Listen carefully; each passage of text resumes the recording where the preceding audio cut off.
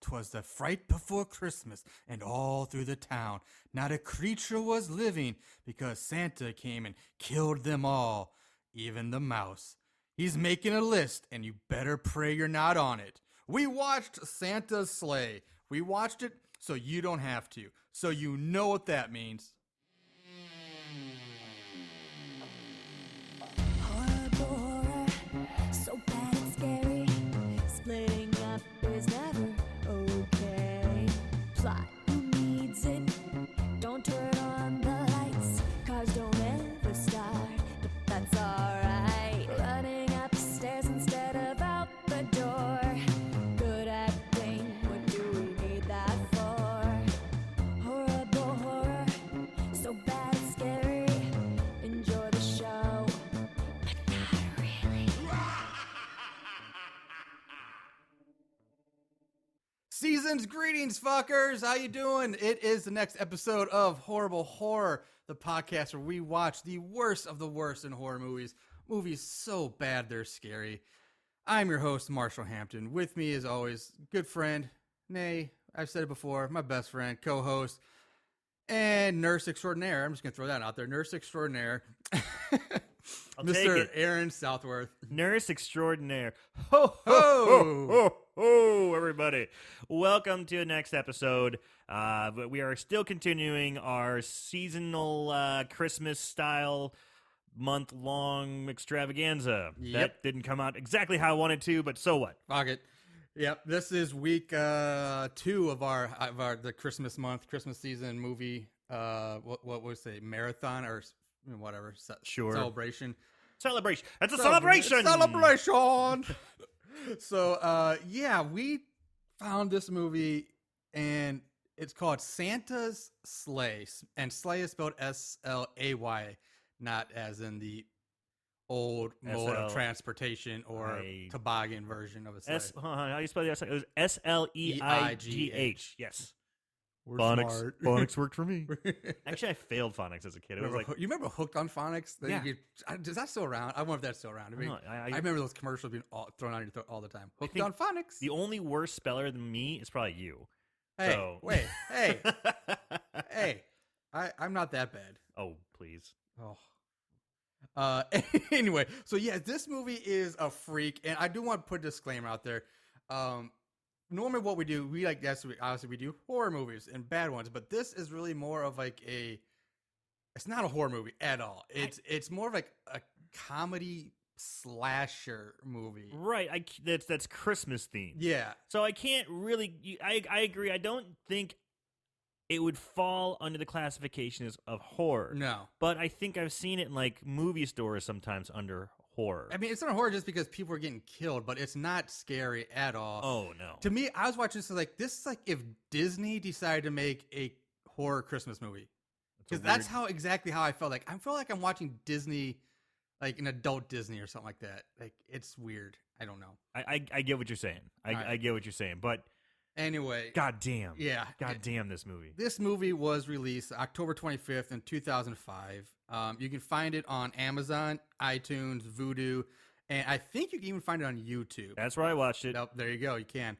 It's only like 78 minutes long, and the claim to fame of this is it stars former WCW, WWE wrestling phenom. I use that word lightly, but Bill Goldberg. Bill Goldberg. I love it. I love it. And as an evil Santa Claus. If there's anybody who doesn't know who Bill Goldberg is, I mean, just look him up. The guy is massive. He's 6'4", 285 pounds of just mean, athletic asshole. Yeah, when he was, this was a wrestling podcast, but when he brought it on scene, he was booked as the next big. I almost the next big thing. That was Brock Lesnar, but the biggest phenom. He was rated to be like 176-0, and there's no unstoppable doubt machine. He had an incredible following. Wrestle worth of shit. Oh, he was a horrible performer in the ring, but he had the looks. He had the look. He had the attitude. He had the television quality. He had a huge following. Yeah. So beside Goldberg, this movie. Surprisingly, the opening scene of this movie, which we're just gonna go right. It starts. Let's dive in. Like the entire opening scene is like recognizable actors except for like two random girls. And my jaw dropped. Yeah, It's got an opening scene. It has Rebecca Gayheart, Chris Kattan, Fran Drescher, and James Caan. James motherfucking Caan. Yeah, are in the opening scene of this movie. And when I saw this, I was just like, at first I was like, is that Fran Drescher? Holy shit, is that Rebecca Gaylord? Oh, Chris fucking Kattan. And then I'm like, James Caan! It was crazy. Yeah. The Noxema girl, as most people would like to know her as. Yeah, who killed someone in a drunk driving accident. Really? Way to go, Rebecca Gayheart. Did not know that. Yeah. Anyway, the movie opens with this family sitting around in this big house, doing getting ready for Christmas dinner. And they are a horrible family. They're rich, but they're awful. They all hate each other. They're all just like, I don't want any of that mall shit. I want a Kate Spade bag. And, they're just and Fran Drescher is just like, that's right, honey, you're getting that Kate Spade bag. And Chris Kattan is, I guess. No, she was like, we want Louis Vuitton or Prada. He's like, no, it's whatever you said. Kate Spade for you, because that's supposed to be like the, I guess, lower end of the super brands or whatever. I don't fucking know fashion. So anyway, they all hate each other, and they all have these great one-liners, though. It's kind of fun. Like, I really like the beginning of it. Like, it's like James Caan's talking about how dry the turkey is, and he's like, God, I swear to God, Fran Drescher's his wife, and he's like, just dried up. It's just like you. And she goes, well, honey, it's called foreplay. He's like, I want to eat the bird, not fuck it. And I'm like, this is great. Yeah, but speaking of the relationship, the relationships are kind of awkward. Like, I wasn't quite sure who was related to who.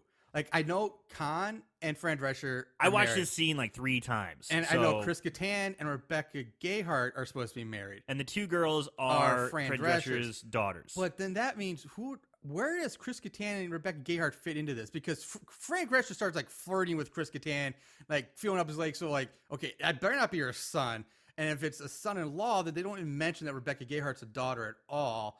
So I have no idea what the relationship is. Regardless, it's awesome because Chris Kattan starts finger blasting Fran Drescher underneath the table. Yeah. James Caan, I think, kind of knows it and sits up and he goes, listen, you half a fag, I'm going to stick this fork in your eye. And I'm like, this is the best season's greetings ever. This is fantastic. So once all the bickering and everything, they finally get down to about ready and they start doing their prayer. And during the prayer, the Santa, played by Goldberg, comes down the chimney, and not just comes down, he bursts through the chimney, smashes it down, and kicks the little toy dog, little annoying yippity dog, just kicks it into the ceiling fan. It spins around, flies out, and this is where mayhem breaks out. He leaps up on table and does a somersault roll across the dinner table, pulls out 2 knives and stabs one knife into each hand of James Caan, pinning him to the table. And I love it when he first came down, Fran Drescher goes, Santa? And so one of the 2 random girls who aren't named, they're just these 2 other girls. One faints immediately, and she falls backwards, and she lands on one of the bedposts of the fancy dog bed, and it goes right through her neck, impales her through her neck. So Santaberg then sets Fran... I love that, Santaberg.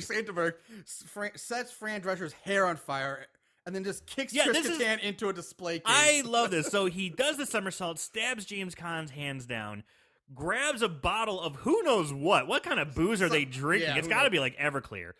He starts slamming it, and I'm like, all right, Santa. He grabs a kitchen lighter and just spits fire into Fran Drescher's face. Yep. She catches on fire. Chris Kattan starts trying to do a little shuck and jive. Yeah, he's like, come on, you want some? Come on. And then just gets Santaberg kicks him like a fucking horse across the room. He's out. Yeah. So he then grabs Fran Drescher and basically drowns her in a bowl of eggnog. Mm-hmm. And Santaberg then breaks a leg off the table and clubs Rebecca Gayheart over the head with it, killing her. And before he hits her, she goes, I've been good. Whap, dud. And then without missing a beat, he grabs the star off the Christmas tree and throws it like a ninja star into the back of girl number 2 who was trying to get away. Now, once they're all dead, he turns his attention to James Caan, who is still pinned to the table. He's got his hands pinned to the table, and he's trying to get the knives out with his mouth. Yeah. And I just had a problem because he shouldn't be, because we just saw him flip the table and break the table leg off of it. So how's that table still standing? Maybe it's still, maybe it was one of the leaves were put in, so I don't who knows. Anyway. I think it was a mistake. Anyway, so yeah, he grabs a turkey leg off turkey, just shoves into James Caan's mouth, and then slams him face first with the leg sticking out of his mouth into the table, which forces the turkey leg deeper down his throat, killing him. Roll opening credits. That's your opening scene of this movie. And when I saw this, it's only about 3 minutes long, but when Yeah. I saw this, I'm like, yes, yes, yes, yes, yes. I was so pumped. It goes way downhill from there, though. So the opening credits are done like old like Christmas book fashion, and with what is a foreign language, like all runes or something. Like now later, I learned that somebody says it's supposed to be Icelandic language. Words.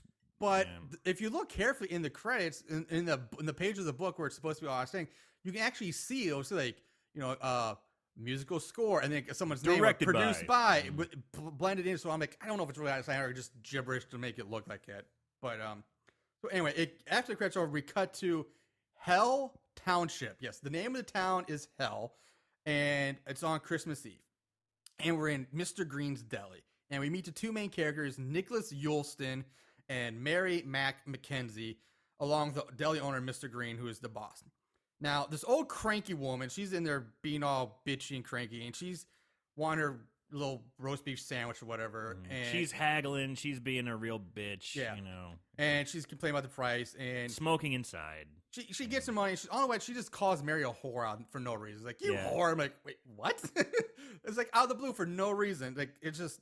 She busts the needs to be guy's there. like the deli owner is Jewish and he says Yeah. Happy Holidays. He's just like, it's Christmas, god damn it! You wish me a Merry Christmas, and he's Jewish. I mean, come Yeah. on, give him a break. Yeah, exactly. He's got a menorah. I mean, he's got like menorahs like all over the place. he's got Christmas stuff up too. He's not judging anything, but No. he's not Christian. No. You know?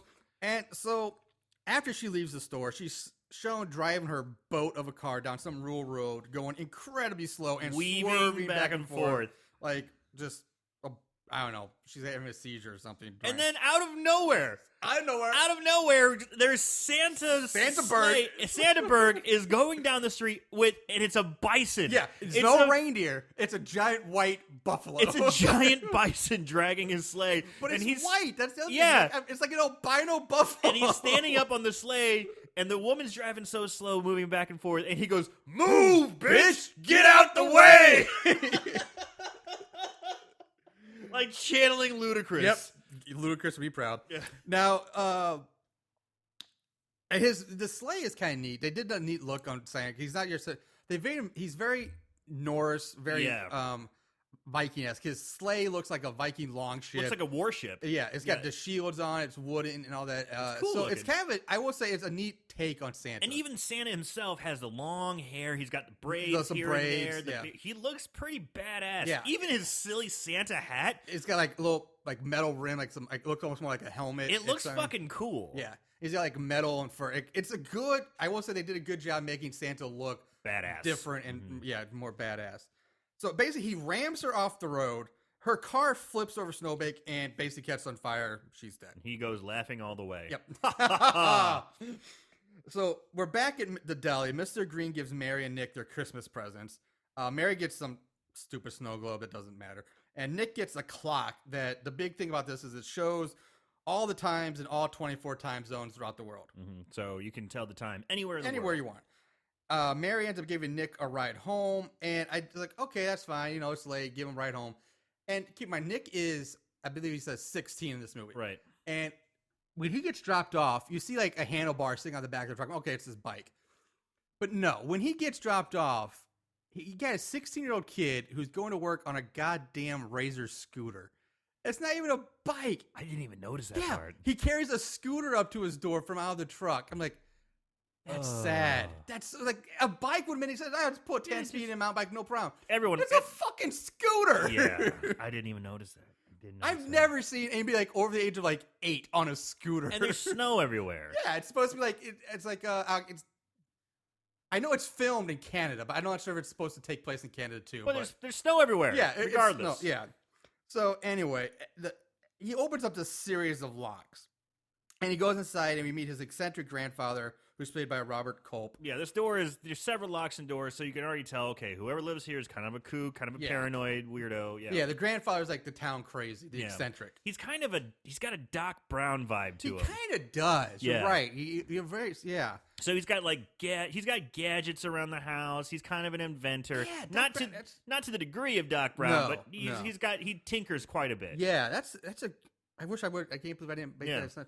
It even has like the hair sticking got out. The white hair sticking up. Lloyd. Yeah, it's very Doc Brown. So, it's like Doc Brown's distant cousin. Yeah. So Nick finds this nutcracker that basically shoots chestnuts out. It's like a nut gun or something like that. And he also learns that his grandfather's built this fallout shelter in their basement. And it cuts back to Santaberg, who for some reason has started working for the Salvation Army as a bell ringer. Oh, yeah, this is weird. He's just standing there ringing a bell next to like the red bucket. This has no...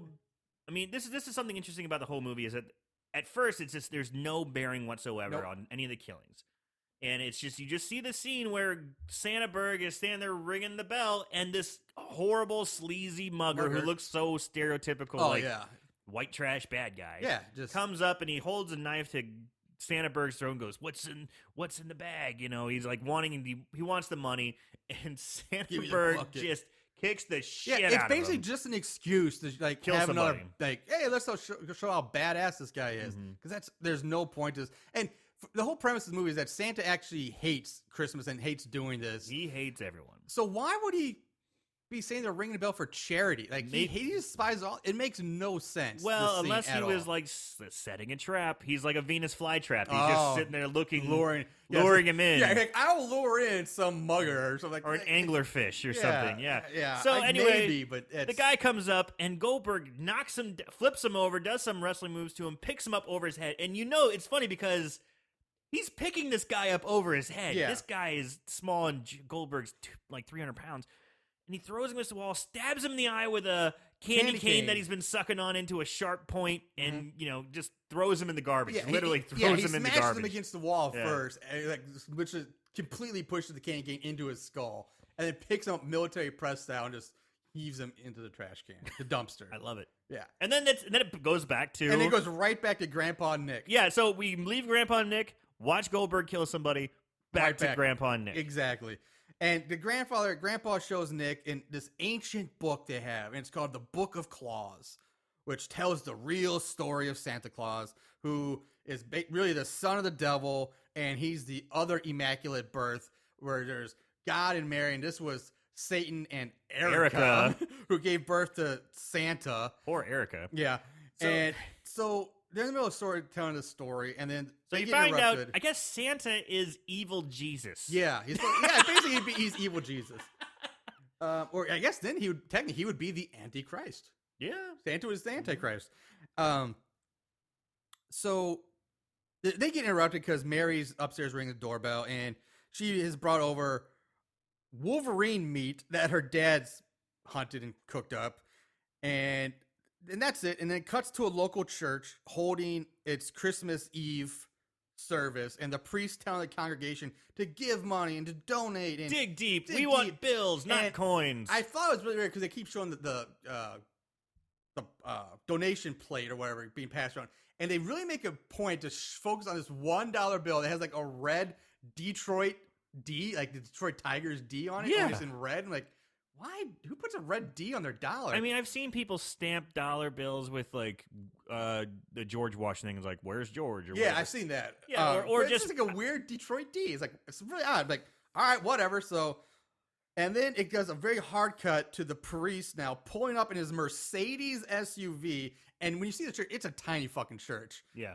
Mercedes SUV in front of a strip club named Gold Diggers. Gold Diggers. Home of the Klondikes. Yes. Damn it. Dikes. Love these puns. Klondikes. So right after the priest, he bribes like the doorman to keep it secret he's here, because he's the priest going in to going into Titty City. So as soon as he goes in, Santaberg pulls up. I love this because they have a valet. He drives away in the Mercedes. Santaberg pulls up on his sleigh with his bison, hops out, throws the reins to the valet, and just walks up like he's wanting to go to Titty City. So inside, the doorman stops him. I don't understand Which why. I don't get. He's like, "What are you doing?" I'm like, obviously, he wants to go see some titties. Just Yeah, let I the man mean, in. Why are you stopping him? Let the man have a good time. He should, because maybe if he didn't stop him, he would live. Because as soon as he stops him, Goldberg basically just kills him with a goddamn wreath or something like that. It's real quick, wreath, nothing fancy, just kills him with a wreath. And inside, the priest is shown paying the strippers with the money from, because you specifically see that Detroit, the Detroit D dollar being shoved into somebody's garter belt. Yeah, so he's taken from the collection plate and is... So go get some lap dances and titties in his face. Yep. And my kind of priest. yeah. So Santa Bergman pretty much comes in and he immediately starts a bar brawl. It's funny because he comes in and he's looking around. He goes ho hos. Yeah. And he just grabs one and starts making out. He the grabs hooker, one gal, stripper. She's walking around, topless, and she's carrying some drinks. He grabs her. All the drinks go flying. He just starts making out with her, just kissing her. And she gets up, and she's like, ah! And he points up like, and there's mistletoe. Yeah. And then she just goes, and walks away. Now, this, however, she doesn't seem too upset with it. Draws the ire of the big bouncer, and Goldberg locks eyes with the bouncer, and the bouncer starts walking over to him. And without missing a beat, Goldberg starts fucking shit up. I mean, it just destroys the whole Just starts place. kicking ass. So and in it's this fun scene, to watch. He kills the bouncer. He kills the bartender. He kills a random customer. Actually, I think he kills two random. Yeah. No, or a random customer. Anyway, so after the fight, all the strippers. It's hard to, when we watch a horror movie, it's like the kills are significant. Yeah, but these. Well, but this is like a fight scene from an action movie. Yeah. So it's hard to do the play-by-play. Well, the bouncer gets stabbed in the neck by a knife because he gets pushed into the knife. Basically, the bartender because the bartender's cutting lines. Yeah, and then the bartender gets an axe pick. Gets a pick in his head. Yeah, gets a pick. And then the customer gets electrocuted, and so that's basically the death. But it's like it's a big fight scene. Yeah, it's like a choreographed martial fight scene. It's like a 5-6 minute long fight scene. Yeah. And it's pretty well done. So after the fight scene, all the there's strippers running around, titties out everywhere. Yeah, and two random customers. This watch. What?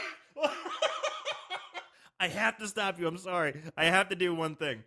During the fight scene, there's a girl who's swinging back and forth on a swing, topless, and she's wearing a tiny miniskirt. Goldberg jumps up trying to escape somebody. His face winds up right in her crotch, and he lands on his feet and goes, yeah. Turns around, and a stripper slides down the pole with vagina all over it, and she runs off. And he's about to grab the pole to kill somebody with it, but before he grabs, he goes, ew. Gets a bottle of Windex, sprays it down, wipes it down because he doesn't want to touch vagina ass juice when he just had his face in one, and he was pretty happy about it. I thought that was. I hated that. Actually, it was ridiculous. It was fucking retarded. It came out of it's supposed nowhere. To, it's honestly again they're trying to make a joke and make this gag. funny. I laughed. I was like, this is fucking stupid. I loved it. All right, go on. So all right, fight scene's over. The strippers and two random customers are just watching Sandberg, and he's about to leave, but he turns around and he pulls out a piece of coal from his pocket. He blows on it, and the coal bursts into flames. And then he says, naughty. And he just tosses the flaming coal onto the ground in front of the strippers and all that. And the place erupts in the fire. And it says the remaining customers, strippers scrambling. And he walks out the door like a badass. And as he walks out, his white buffalo pulls up and spits out the valet's hat, suggesting the buffalo ate the valet. He gets in his sleigh and rides away. It's a fucking crazy scene. But some of it, I don't know. They try too hard to be funny with it. I hated the clean the pole gag. I thought that was a waste of time. I liked it. So we go back to Nick and Mary and their grandfather. They're watching some old black and white movie. Grandpa's like, oh, I'm going to go to bed. And nothing. You know what? Fuck. I don't even talk about it. Mary leaves. Nothing fucking happens. It cuts to Grandpa, who said he was going to go to bed, but he's down in the basement working on his nutcracker gun, while Nick goes back to reading the Book of Claws. And this leads us to the stop motion story section, So it looks like the famous Rudolph the Red-Nosed Reindeer Christmas special. And I did like that. I thought that was fun. I like that. But again, I understand what you're getting. But again, just maybe it. I hate this movie because it's like it takes me out of like, okay, this is supposed to be. I wouldn't think this is gonna be a like bad horror movie, like along the lines of like Black Christmas or Thanksgiving or something. No, it's again this. I see this and like, God damn, this is like fucking Disney. Like I don't. It's like a Saturday morning special. Yeah. For adults or something. I don't know. I hate. Not saying it was done bad. It just took me out of the mood. And so basically, this backstory shows how an angel beat Santa at curling, basically, to trick him into becoming nice for 1,000 years. Which, of course, it ends tonight. This is the end. But it's already fucked up because he's already killing people. So it hasn't. So if it's supposed to end tonight at midnight, then why is he killing people already? He should still be nice until midnight. Then he should go on his killing spree. If that's what it's supposed to be. You know what? I never thought about that because it's not Christmas yet. It's still Christmas Eve. Right. So, fuck, Marshall. This whole movie is wrong. The whole premise is wrong. Damn. He should be nice still. You're right. So, fuck. Yeah. Ah. Whole thing's. So now it's the next day. Now Christmas comes. So now he can be fucking mean. And Santa Berg's riding through the town, smashing nativity scenes with giant fucking war hammers. I did like that. And then he cuts to these two foul-mouthed, bratty kids opening their Christmas presents under the tree. And as soon as they open the present, it's like a goddamn suicide bomb. They open up their gifts and boom! It blows their fucking heads off. And it looked like a goddamn cartoon because it's like black and smoky. And it pans back to the grandma and she goes, fuck. Yeah. So the parents and the grandparents don't even care these kids are dead because that's how bad kids these must have been. You just watch your heads get blown off and there's like, whatever. So it goes back to the church now and the priest pastor is leading a prayer for the victims of the strip club tragedy. And he's like, can we please have a moment of silence? Say a prayer for Crystal Candy, Sierra Rains, Bitsy Erect or Itsy Erect or something like that, and Tess Tickler were the names of the strippers that were killed in the Gold Digger tragedy. Right, so nice little puns on the names. Yeah, this movie is nothing but puns. It's every Christmas pun and joke you can ever think of crammed into this movie. And bad ones, too. Yeah, and almost every single one of Goldberg's lines is a pun. Well, what else do you expect? Yeah. So we go back to Green's Deli, and Santa Berg is banging on the door while Mr. Green's cutting deli meats. He really wants matzo ball soup. He does. Like, I don't know why he's just killing these people. Like, all right, unless he's like mean, he just kills for a second. Like, I want to kill everybody. That makes sense. But if he's not, but he leaves some people alive and kills others. There's no method to his madness of who he kills and who he doesn't. Well, I'll get to that. Okay. I'll get to that. Well, sort of, but it's loose. If it's what you're thinking of. So he breaks down the door. And this is the one time he basically spears Mr. Green through the glass counter. So if anybody who doesn't know who Goldberg the wrestler does, or he's famous for being a wrestler, one of his finishing moves was the spear. And he used to be a professional football player before he was a wrestler. The spear is basically a shoulder tackle. It's a running tackle. That's all it is. You know, he's such a big dude, you buy it that it would really fuck somebody up. And I note it's my most hated move of all wrestling because everybody fucking does it and they act like it's the biggest thing on the earth. Like, oh my God, a spear! I'm like, wow. He just tackled him. It's like the laziest move. Like, if you're using a spear as your finishing move, fuck you. Get some imagination. Well, he had the jackhammer, too. Roman Reigns. Ooh, fuck you. Marshall's calling out Roman Reigns, whoever that is. So, yeah. So, yeah, anyway, so he spears him through the counter, and then he picks him up with one hand, lifts him up off the ground one-handed, and then stabs him through the neck with a menorah. Stabs him through the neck. He turns around, he's holding it and goes, oh yeah. Grabs the menorah and bam! Pins him to the wall off the ground with the menorah through the neck. And just really quick, the deli owner, he's a character actor. He's in a lot of stuff. Oh yeah, he's most famously, from what I recognize, and this might date me a little bit, is I used to watch a lot of Frasier. And Saul Rubinek is... It's a very Jewish name. Yep. But he plays Donnie, who dated Daphne in Frasier. Okay. So that's it. There you go. So yeah, Nick shows up. He has this quick gas station scene, which is really stupid. The only point I even mentioned the gas station scene is because it stars another at one time wrestler who was probably famous for one of the worst wrestlers in the history of wrestling. Tommy Tiny Lister. Also, if you might know him from No Holds Barred, he was Zeus. He was the president or something like that in The Fifth Element. Yeah. And so he was Debo in Friday. Yeah, from Friday. You know who the guy is. Tiny Lister. So he's the gas station Giant attendant. black dude with cross eyes. Yeah. And so Nick he goes to the deli and he finds Mr. Green pinned against the wall of the menorah, and basically Mr. Green dies as soon as the cops arrive. And the cops take Nick to the station for questioning, and he basically calls Mary to come pick him up. Now, Can we talk about the Jews here? Okay. Because it doesn't make any sense. There is a lot of, it's not anti-Semitism at all, but it's just Jewish, Jews popping up. I mean, okay, the deli owner's Jewish, gets killed by a menorah. Goldberg's walking away and runs into a group of Hasidic Jews. Yep. And just kind of goes, ugh. who the cops call Amish later. And that's just keep in mind, Goldberg. That's pretty Jewish. Now, I was going to get to that in the odd event, but yes, Bill Goldberg, the actor, is Jewish. Yeah. So, the pro wrestler actor, yeah. So Santa here is Jewish. Santa is a Jew. So it's just weird. Yeah. They're not doing anything anti-Semitic, but they're just featuring. But there's a lot of Jewish references. Right. Yeah. But they're not even doing Jew jokes. No, it's really weird. Yeah. So Nick at the police station tells the captain, whose name is Captain Cock, by the way. Oh, I didn't know it's that. Yeah, That's it's so Captain Cock, basically. Stupid. And he tells oh, Santa's on a killing spree, and of course, fuck you, kid, you're an idiot. Yeah, Nobody he's listens. fuck you, kid. Santa's on a killing spree, whatever. And then they pan outside to the two police officers talking about all of the killings. Exactly. Nick.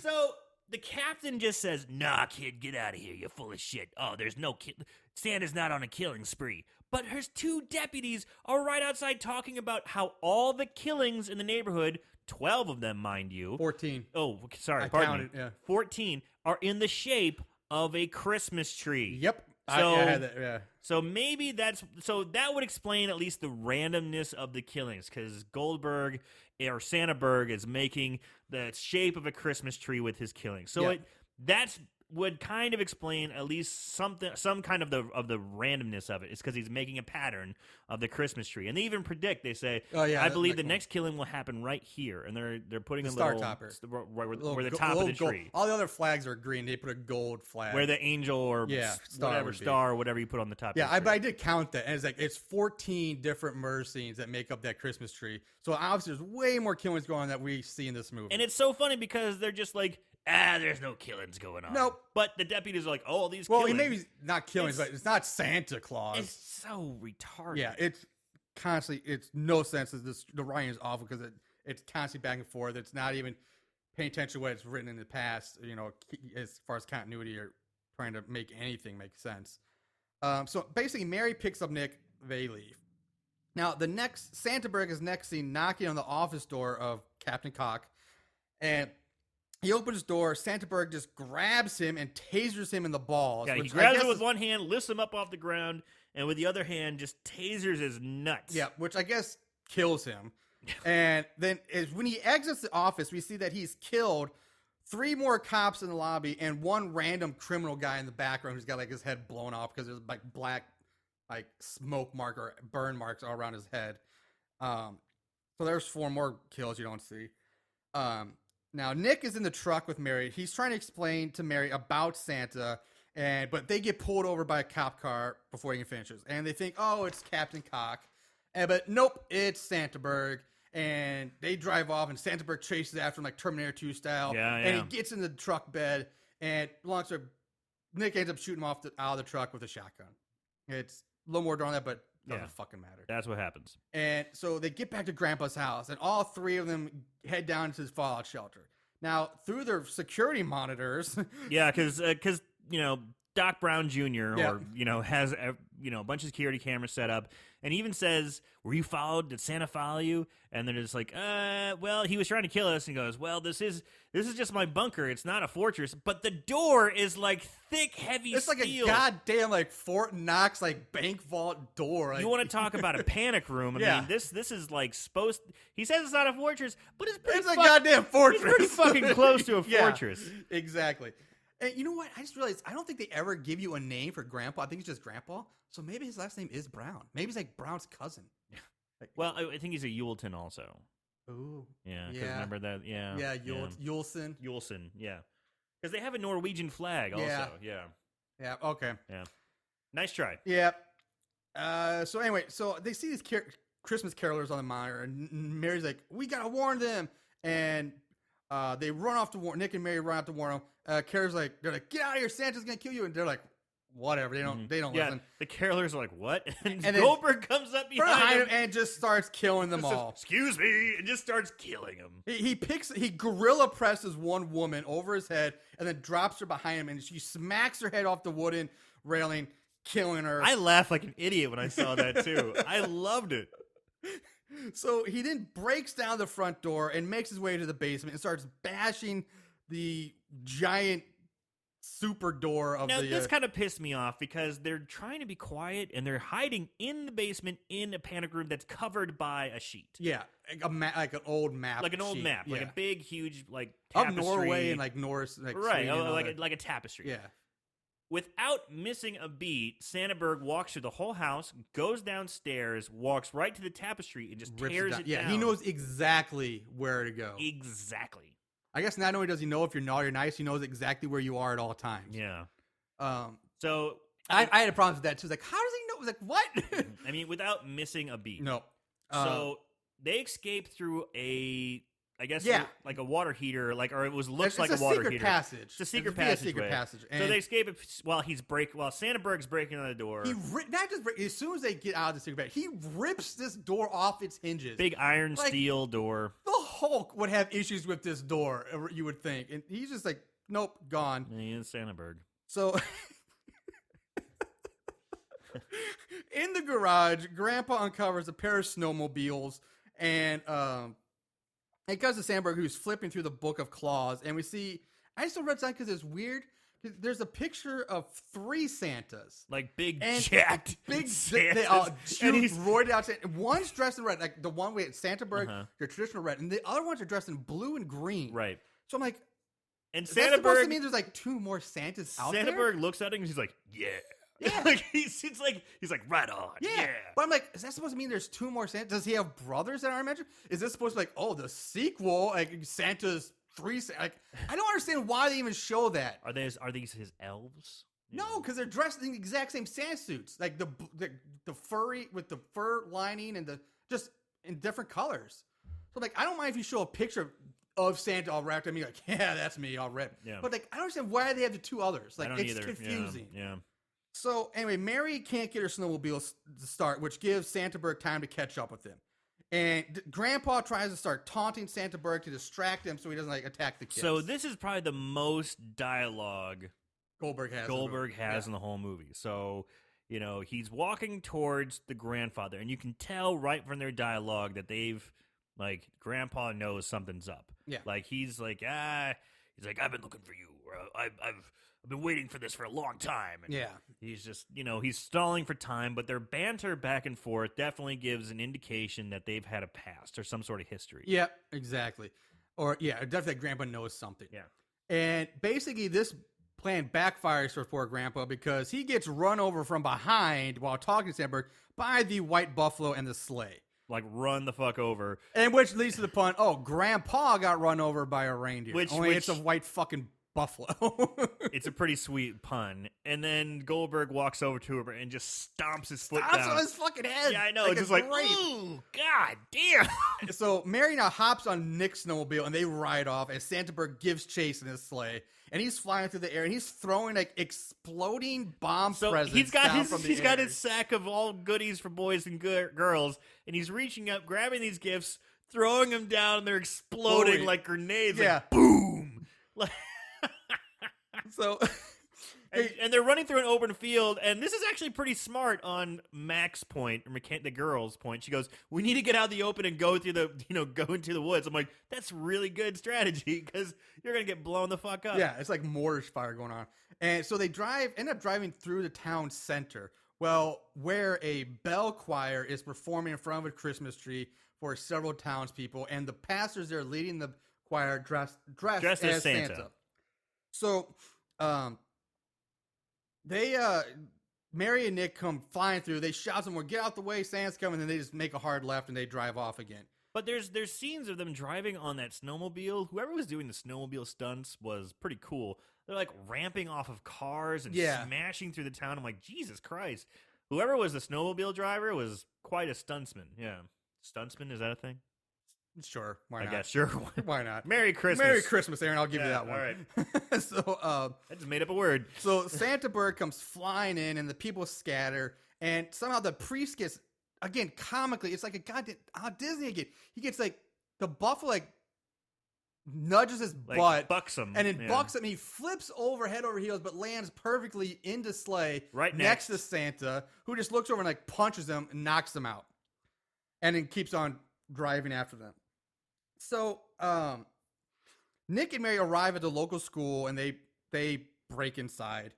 And once inside, they find that the Nutcracker gun is now in Nick's backpack. And Santa Burger now pulls up. And now he means business because he takes off his Santa coat and starts climbing the roof. Now, I do notice that they removed his shitty tribal arm tattoo band. The famous Goldberg tribal armband is gone. They painted over that thing, yeah. Which actually surprised me. Like, if you're going to have a bad Santa, why not just leave the fucking tattoos on there? Yeah. Or give him more for that. Right. Give him, like, full fucking sleeves, like hellfire and brimstone or something like that. That's a good point. I mean, he's the son of the devil. Why not? Yeah. Give that man some tats. Yeah. So Santa Berg chased him through the school hallways, blah, blah, blah, while shooting fireballs out of his fucking mouth. Now, this is new. Yeah, that's a new one. Before, he was just kicking ass. I mean, he blew on a piece of coal, and I was like, okay, that's kind of interesting. That's weird. But, yeah, he just starts shooting brimstone out of his mouth. Yeah, it's like, are you... Ugh. Anyway, so Mary and Nick try to hide in the library, but fail. And they're chased off by a Christmas ornament smoke bomb. Yes, while Goldberg's reading Charles Dickens and says... of course, more puns. Yeah, more. He's like, Christmas scares the Dickens out of people. And so he sees him escaping, turns around and throws the book and hits the kid in the head. And for some reason, I giggled again. And he's just like, God damn, that hurt. It's so stupid. It is. Everything in this movie is fucking stupid. But I loved it. So the two of them, they're running down the hall. They fling open a set of double doors and find themselves sliding across an ice rink. And that is retarded. It is, but I will say, if this is in Canada, does probably they have a high school, like an ice hockey team, so an ice rink there. Granted, but you don't open a door straight onto to the ice. You're right. I will give you that. It's like two metal double doors straight onto the ice. Right. You're running out of the hallway. That doesn't make any sense. No, I'll give you that. Yeah. Not the fact they have an ice rink, but the doors that went straight to the ice. Regardless, they're on an ice rink. Yeah, and they're sliding across. Mm-hmm. And here they have a very small, short, heart-to-heart conversation. Like, oh, blah, blah, blah. You have nobody. Yeah, we're being chased by Killer Santa. Yeah. Let's have a moment. And they're about to kiss. On an ice rink, the most... probably the most treacherous terrain to ever be on when you're trying to run away from something. Yeah, and they're interrupted before they kiss by Santa Berg on a Zamboni. Yep. Yep. Let that sink in. Yep. So Santa Berg's about to run them over with the Zamboni, but the Zamboni gets caught on something. He's like, wait, what? And he's just about to smash him, and he looks down, and the Zamboni is stuck on a magical, glowing curling stone or rock. Now, side note, did you know that curling stones or rocks are made from granite, and that the sport was invented in Scotland and dates as far back as 1511? It's also known as the roaring game because of the sound the stones make while they travel over the pebble, which is the name given to the droplets of water applied to the playing surface. Now, the name curling comes from the Scott-English word curl, which describes the motions of the stones when going down the track. Marshall, not only are you entertaining, you are also educational. Now, back to the movie. Okay. Angel Grandpa shows up with a yellow glow around him. So here's the catch, everyone. Here's the rub. It was Grandpa Yep. was the angel who tricked Santa Berg in the first place Yep. into being good. Yep. Now 2 curling stones and brooms magically appear, and Santa Berg. Oh, but basically, Grandpa challenges Santa Berg to the same contest as before. And so sets- the curling, the stones, the broom show, and Santa opens a gate to hell on the ice. And the stakes are, Grandpa says, if I win, you're good for all eternity. Yep. And Goldberg says, if I win, you go into the fiery mouth of hell for Yeah. your soul to be tortured for eternity. Yep. And he's like, all right. So those are the stakes. But he's like, this time you go first, Grandpa. So Grandpa goes first, slides the stone nearly perfectly. I mean, it's like you can't get any better. And so Santa Berg's on his knees. He's lining up his shot with his stone. He's getting ready to slide it when he just grabs Grandpa I loved it. and throws him down the ice like the stone, and he flies into the hellhole. Then turns his attention to Nick and Mary. Now Nick pulls out the nutcracker from his backpack and fires at the same time. Santa Berg shoots out another fireball from his fucking mouth. And the nut hits the fireball, which apparently the nut is more powerful than a goddamn fireball. From a demon beast or whatever. From the son of the devil, because it knocks the fireball off its course, knocks it aside, and the chestnut catches on fire and then shoots into Santa's chest, which flings him back and flying backwards. He's down for the count. And he seems to die. He's like, oh, and he collapses, looking like he's dead.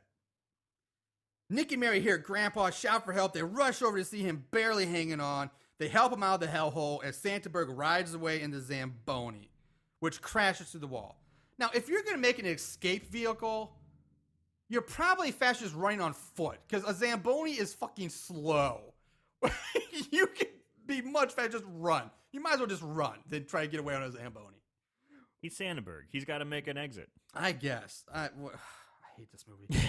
So, anyway, Grandpa seals the hellhole by tossing the curling stone down it, which, of course, that's going to seal the hellhole.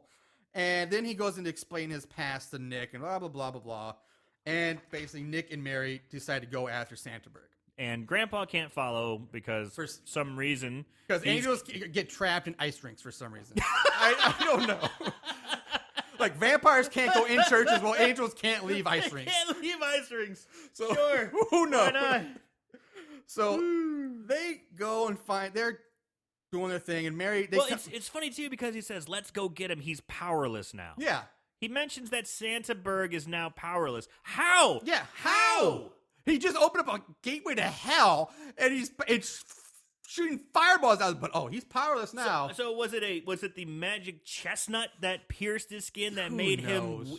There's no explanation. None. There's none. He just all of a sudden decides, "Hey guys, he's powerless Yep. now." Go No get him. explanation. And the fact that not only does he say, "I'm trapped here, I can't go," but then he just kind of wiggles his finger and he disappears in like a halo of light, and he's just gone. So if he can disappear, why doesn't he just like teleport himself out of the goddamn rink? This movie makes no fucking sense. Anyway, so Mary finds her brother along with their skeet shooting buddies, and they all line up in like a firing squad. They see Santa flying towards them. There's just a bunch of assholes hanging out with guns. Yeah. It's just a whole bunch of dudes hanging out with guns and one Indian who has a freaking... the voice throat thingy. The voice he's got the... Talks like Ned from South Park. Yeah.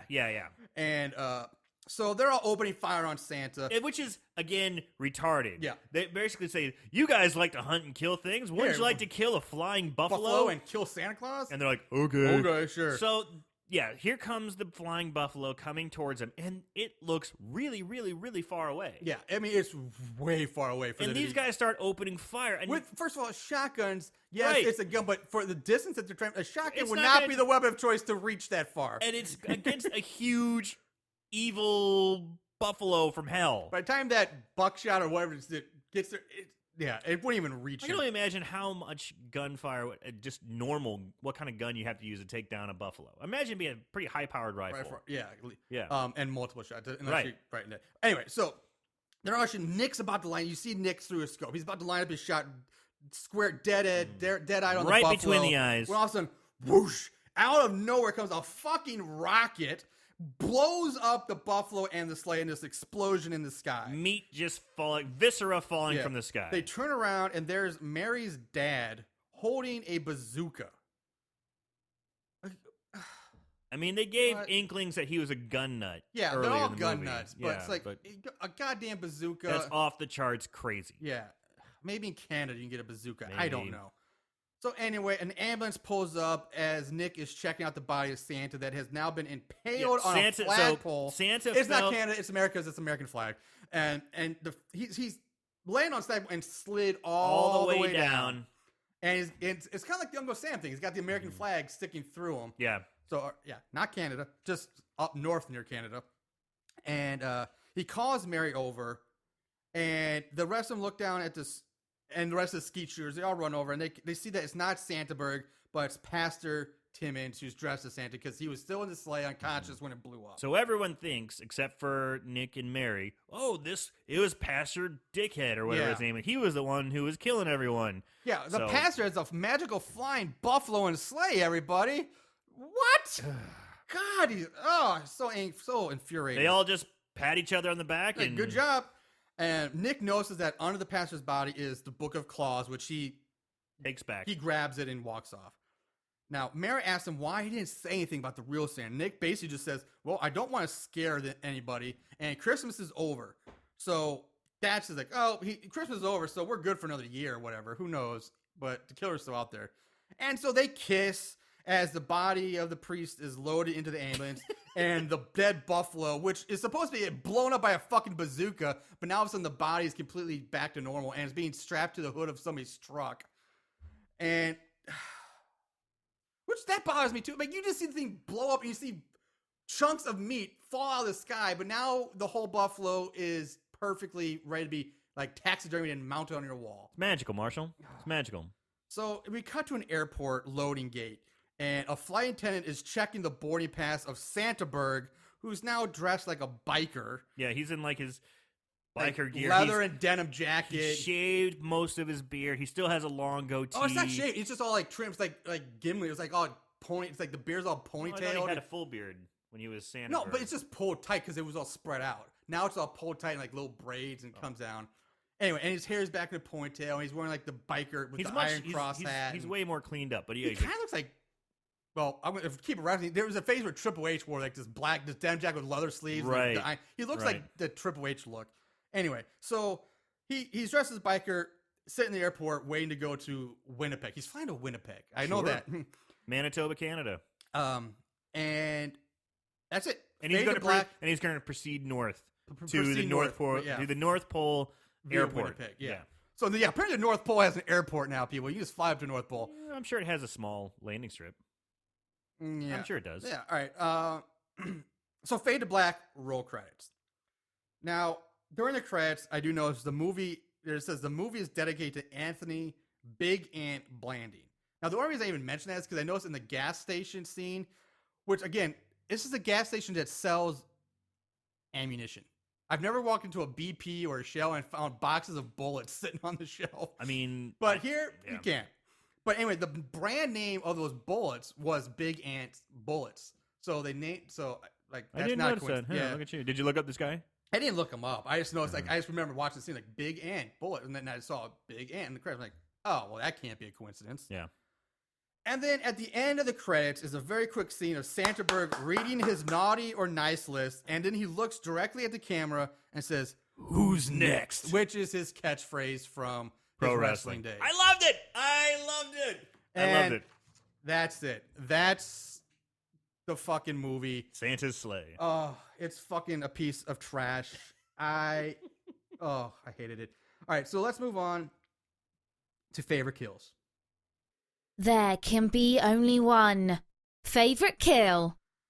Now, there's a lot of favorite kills that happen really fast in this movie, and so They have kind of hard to keep up on, but It's fast because it's like fight scene. Yeah, it's really it is. fight scene fast. Yeah, it is. 'Cause he's got to kill it and turn to the next guy. It's like trying to find your favorite death scene, like the Expendables or something like Right, that, or right. you know, Die Hard or something. But well, maybe not Die Hard, but Yeah, but You know what- yeah, we know what you're talking about. So, all right, Aaron, what you got? What is your favorite? Okay, I absolutely love the opening scene where he just kills everyone. And if I had to pick a particular one, it has to be Fran Drescher. because I love it. She's just like Santa, and she's got nice boobies all hanging out, and she gets her face lit on fire and drowned in a bowl of eggnog while he's still kicking everyone else's ass. Yep. I had to say that's my favorite kill. And there's just so much fun in that opening scene. I can't get enough of it. Okay. I kind of have to lean with you on that because all the other kills, they happen so fast and they're not, with the exception of Mr. Green, who I guess is the first time I've ever seen anybody killed by a menorah. So that's a first. That was good. Nothing else was really spectacular. The opening scene was great because it is. It's fun. It's fast paced. Yeah, I gotta go with Fran Drescher too. Like Really? it really Okay. is. Like I thought, except for the hair being burning, because it's just her hair on fire and her face is completely fine, even though she got blasted in the face by fire. And there's no marks on her face. But yeah, getting set on fire and then drowned in eggnog. And at the same time, I gotta tip my cap to Fran Drescher, who was really like, because her hair went out. They had a bunch of like burn makeup on her. Yeah, they put her in a and ball she cabin was and still put just like stringy hair. like she's always done fun comedies And of course, she throws in her rom-coms. trademark laugh, Yeah. at the beginning. But she's doing all this stuff, and it's so like disturbing to see Fran Drescher be horribly murdered. It really was, But I was actually disappointed. My most disappointing death was Rebecca Gayheart.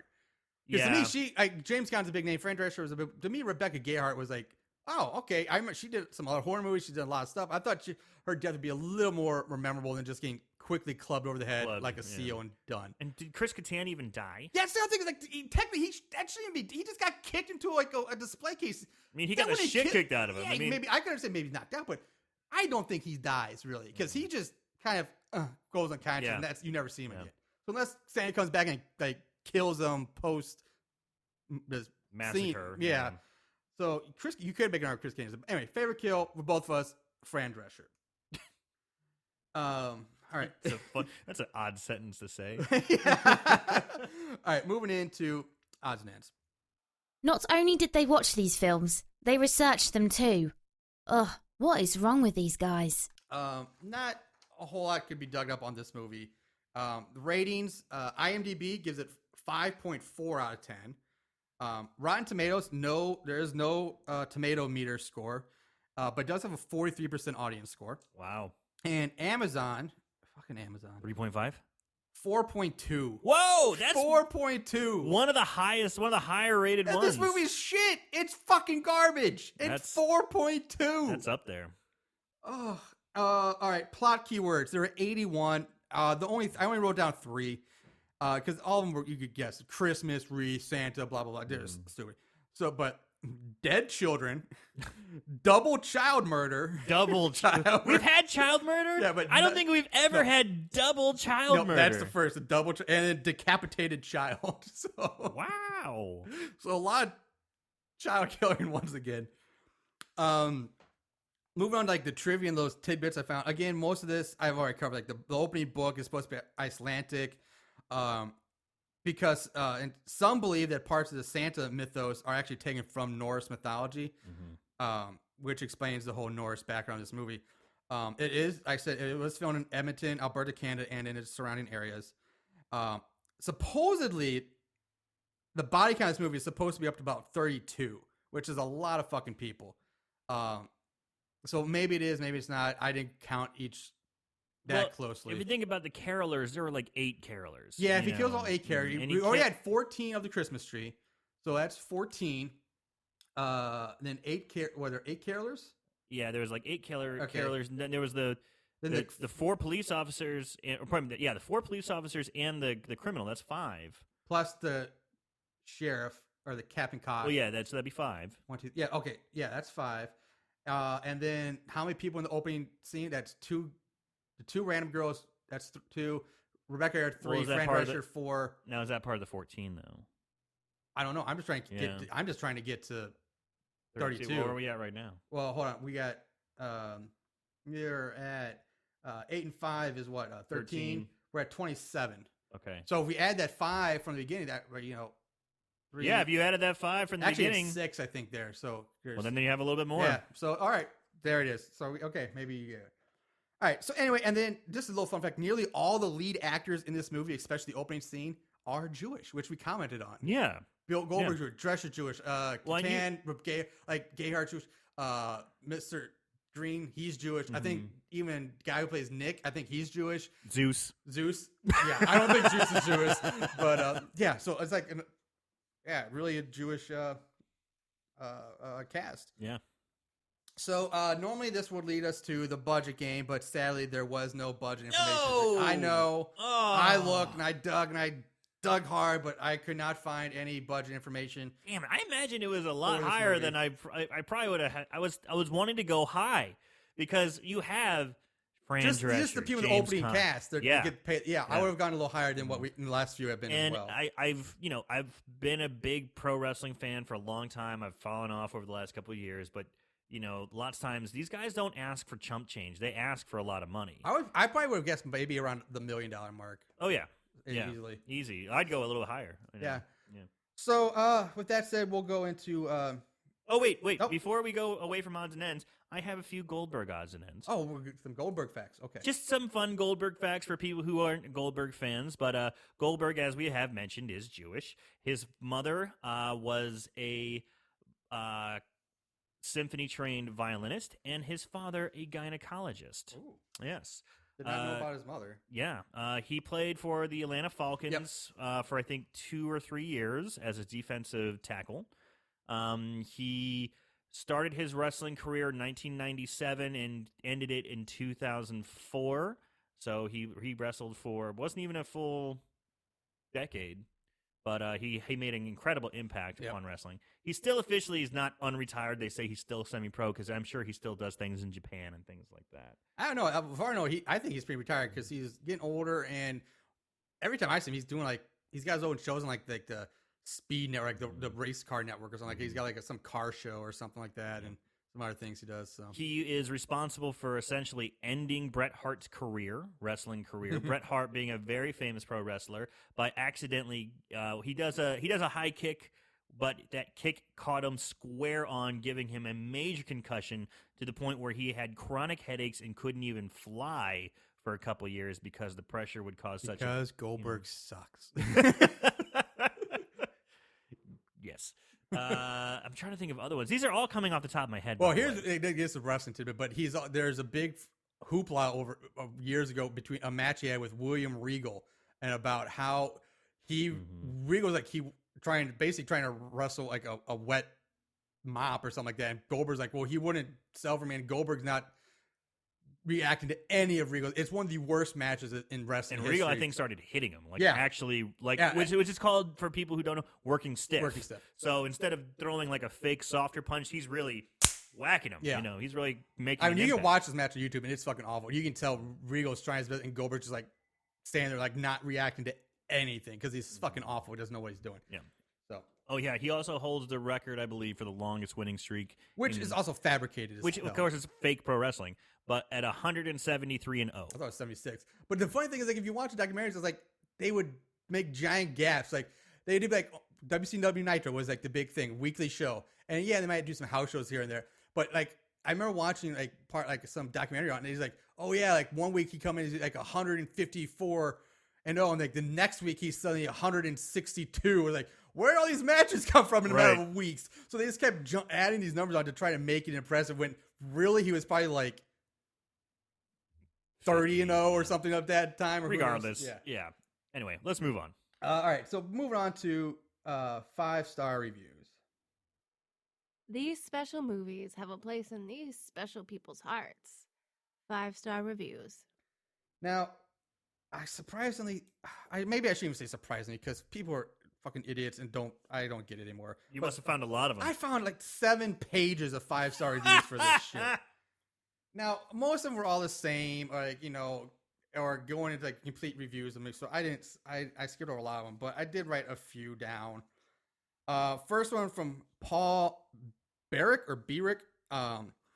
This is the best movie of all time. This movie is better than Avatar and all the Godfather movies combined. Whoa. This movie eats It's a Wonderful Life for breakfast. It's better than The Notebook. 5 stars. Wow. From Jacqueline Dewey. Not something I would watch, but my husband likes it and says it's pretty good. 5 stars. That's like the worst review I think. I know. I don't even think she's seen this movie. No, exactly. Her husband liked it. 5 stars. What a weirdo. Katie Rogers. Let's face it, ladies. The only thing more exciting than finding a diamond ring in your cat's hairball is watching a washed-up wrestler in Santa garb murder balloon-breasted strippers. I don't know about you, but watching Santa's sleigh inspired the purchase of that 20-foot golden strippers pole in my living room. And let's just say there is more than ornaments hanging from it every Christmas. 5 stars. Whoa. Yeah. That's probably one of the more unique ones Yeah. we've heard. I like that one. Exactly. But a diamond ring and a cat's hairball? hairball. Who is this again? Katie Rogers. I want to meet this Katie Rogers. I do too. Yeah, she sounds interesting. All right, the last one is a little long, but it was interesting. From Mad L. Here comes Santa Claus, here comes Santa Claus, run for your life. This is the most awesome holiday movie since Nightmare Before Christmas. While being a low-budget flick, it keeps you laughing and leaves you wanting more. Sequel, Santa's Sleigh 2, all exclamation marks, all bold, all caps. This movie brings new light to the age-old story that Santa and Satan are indeed both one and the same. Don't believe me? Well, let's just examine the facts for a moment. The facts. The facts from 1. Both consider red as their favorite color. 2. Both choose to work at night. 3. Both have children as target audience. 4. Both have that something for nothing idea, gifts, power, etc. 5. Both live in secluded areas. 6. Both have little minions that do all their work. 7. Both know when you are sleeping, awake, good and bad. Now, some of these I've never heard used in referring to the devil. Now, 8. Both use fire or a place thereof as a chosen entry/communication point. I think the evidence speaks for itself, but I recommend you watch Santa's Sleigh for yourself and then you decide. 5 stars. Those are the facts, Jack. Those are the facts, apparently. Undisputable. Those are the facts. Oh, God. Wow. So, final verdict. So bad it's good, so bad it's scary. Aaron, take it away. So bad it's good. Of course, you fucker. I loved it. It was so stupid and fun. Now, again, as we prefaced before, this is not exactly a horror movie. It is just a slasher, beat 'em up, action-esque film that just wound up in the horror section. It really did. But, I mean, overall, it's fun. I mean, the fact that it's called Santa's Sleigh and Bill fucking Goldberg is in it. The opening is the best. If you don't want to watch it, at least watch the opening scene. You can probably find it on YouTube for 3 minutes. I loved it. I recommend watching it. Merry Christmas, everyone. It's the gift that keeps on giving. All right. For me, I fucking hated this movie. Yes, I do agree. The opening scene was fun and entertaining. At first, like, okay, this could be kind of cool, but then it just went shit up, ass up for me. I want to say so bad it's scary, but again, just because it's so fucking, I went wanting a horror movie. I wanted a goddamn horror movie and not a basically Disney release. So yeah, I'm saying so bad it's scary. I always say watch the beginning just because it's the first 5 minutes is fun, but to me it's so bad it's scary. I don't like it. So we're split. We're split. Yeah. All right, with that we are going to wrap it up for this week. Remember, follow us on Facebook. Check out our website, horriblehorrorpodcast.com, where you can send us emails. Let us know if you have questions, comments, or just want anything to say. You can email us there. Please do. Follow us on Twitter at So Bad It's Scary. We're on Podbean at horriblehorror.podbean.com. And you can download us, subscribe to us, like us, check us out on iTunes as well. All of this is 100% free. So we do the this best for fun. Christmas presents ever. We're stocking stuffers. It's free. Give us away. I don't know how you would do that, but do it. So we'll be back another week with our week 3 of our Horrible Horror Christmas Marathon special. That's going to do it. Till then, happy holidays. Go fuck yourselves. God bless us, everyone. See you later.